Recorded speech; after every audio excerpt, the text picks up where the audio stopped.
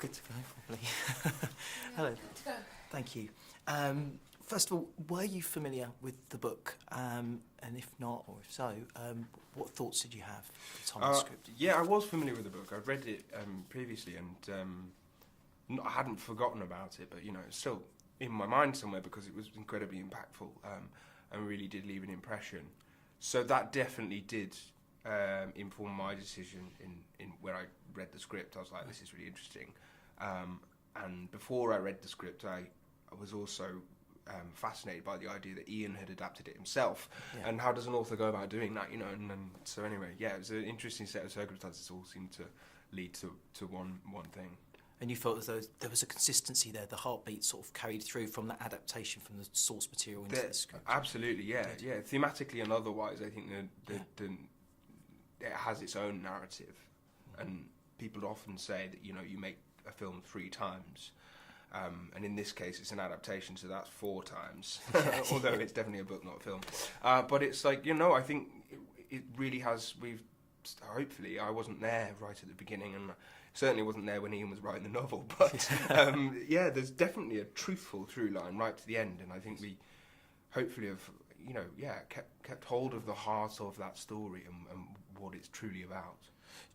Because of the nature of the relationship between your character Edward and Saoirse's character Florence and the intimacy there, did you have any special preparations for this film? Just spending time together, or? Well, we'd worked together before, so we had a rapport already, albeit, you know, there'd been a hiatus because we hadn't worked together for about 18 months, I think, or something. And then, yeah, we auditioned together. Well, I auditioned and read opposite her in New York. I think from that point onwards, it was just about building blocks, you know, and really understanding the fundamentals of their relationship. But we were very fortunate in the scheduling of the shooting schedule, in that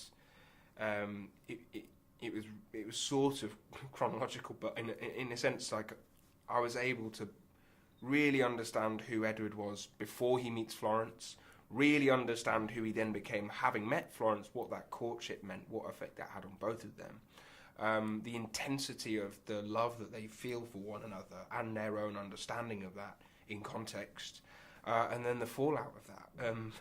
And so because that happened almost in that order, it felt very, very authentic. It's interesting that you should say that, because I think about the fact that it's very specific about the time. Yeah. But do you feel also it transcends it because of the dynamic of the relationship and what happened? It does, because what Ian has done is he's captured a universal truth about love, and what it truly means to love another person, and almost self-sacrifice, and patience and compassion. And these are all things that have been around and have existed for as long as humans have, is my belief. Yes. And so that's what he's writing about. So yeah, it does, in my belief, it does transcend the time. Although, having said that, that period of British history is very, very particular, very, very specific, and has had has had a huge impact on their relationship and what ends up happening, for the reason that there's some very archaic, traditional, you know, almost neo-Victorian values about matrimony and loyalty and these new kind of slightly more liberal or open-minded ideas about love and romance haven't quite happened yet. Was that a hard thing to tap into? I mean, into those prevailing sort of social attitudes and that whole concept about staining sexually and so forth? I mean, I think it was and it wasn't. We talked a lot about naivety. You know, how does one pretend? You know, I hate the word pretend, but you can't unlearn things. Once you know them, you know them. That's what naivety is. You know, is. And so what I did was I mined on my own experiences. It is impossible to unlearn things, but what you can do is you can remember and you can imagine the sorts of innocent ideas or lack of information that that they had, or what the information was that was available to them. I mean, there's a really great scene where Florence is reading a manual on how to please your husband or whatever, and it made me blush, and that's really hard.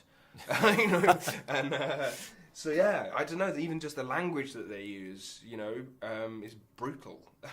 There's something very brutal about that time period and the way people thought about courtship, love, and sex. Yeah, now we've moved on so dramatically. Thank goodness.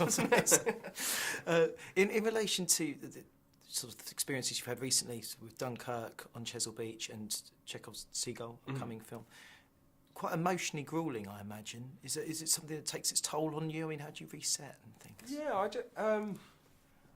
don't know. I mean, I see it as it's a necessity. You know, it's something that I'm incredibly passionate about, is storytelling, and so I do what's required of me. You know, if you like, I see it as a job. I really do.